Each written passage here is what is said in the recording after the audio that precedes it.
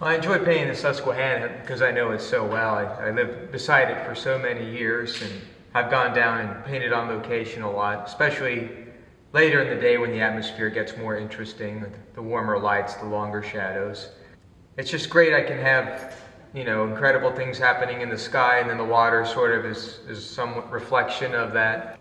And it's kind of neat. When there's a bridge there, I really like, I'm a musician also, so I like the idea of rhythm, repetition with variation. So you can think of the staggered pillars and supports of the bridge as sort of creating kind of a repeated rhythm that breaks up the space in an interesting way.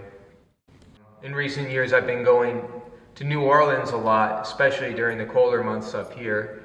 And they have their own vibrant culture down there, and I just love setting up the easel and painting in the streets. I have a few New Orleans paintings in this show.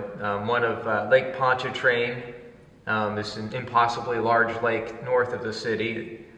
And then I have another one of the red streetcars down there. I work in primarily plein air, but it's sort of, I'm not rigidly dogmatic about it. I'll start a piece usually in plein air on location, and then bring it home and let it dry because it is oil, so it can take up to a week to dry.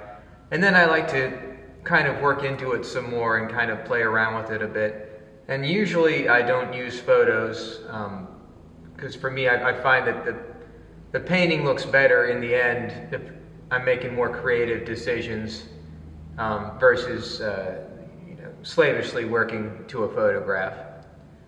And sometimes I paint from memories also, so one of the things about the Susquehanna is I've been up and down it so much I can kind of paint from memory, and it may not be, again, I'm not going for 100% accuracy or photographic likeness. It's my remembrance and interpretation of it.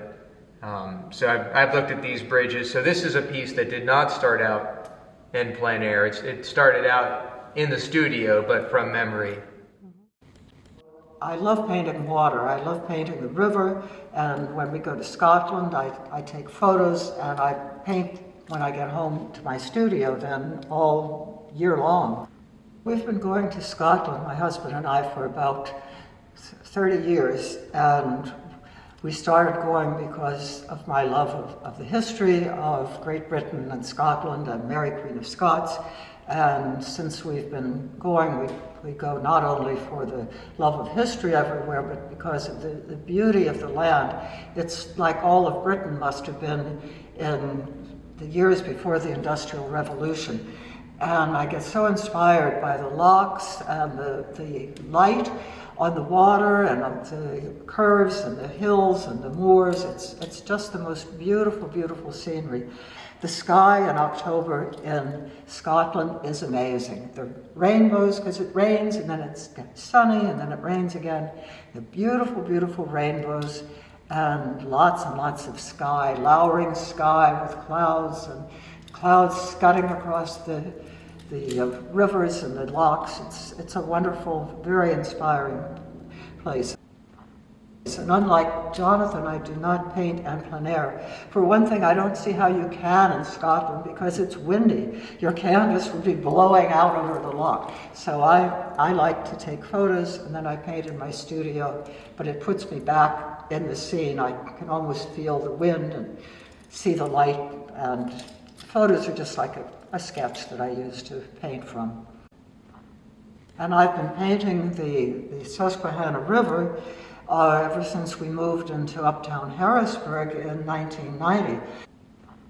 The sky above the Susquehanna and the reflections on the water are amazing. That river changes in complexion from morning to night. Every hour it can be a different color. And the sunsets are amazing. And then, of course, the reflections on the water. So again, it's like my love of painting in Scotland and Europe. It's the sky and the water that I like to capture. I don't like straight lines. I like undulation, whether it's in figures, portraits, landscapes, skies. Undulating is my watchword. Lyricism.